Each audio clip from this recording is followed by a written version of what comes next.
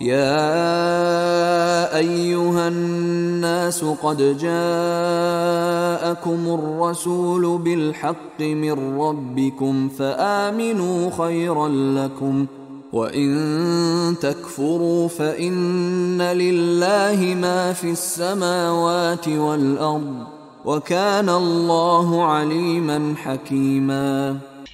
یا ایھا الناس، اب یوں سمجھیے کہ کنکلوڈنگ حصہ جو ہے سورہ مبارکہ کا، یا ایھا الناس قد جاءکم الرسول بالحق من ربکم فآمنوا خیرا لکم۔ اس عبارت میں جو زور ہے، میں نے کوشش کی ہے کہ میں اسے اپنی آواز کے ذریعے سے واضح کروں۔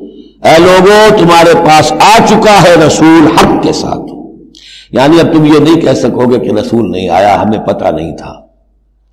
You won't be able to plead ignorance۔ یہ نہیں کہہ سکتے کہ ہمیں معلوم نہیں تھا، ہم پر بات کھولی نہیں گئی، ہم پر بات واضح نہیں ہوئی، یہ بہانہ ختم ہو گیا محمد کے آنے کے بعد۔ یا ایھا الناس قد جاءکم الرسول بالحق من ربکم فآمنوا خیرا لکم۔ ایمان لے آؤ، یہی تمہارے لیے بہتر ہے، بلکہ صحیح ترجمہ ہوگا اسی میں تمہاری خیریت ہے۔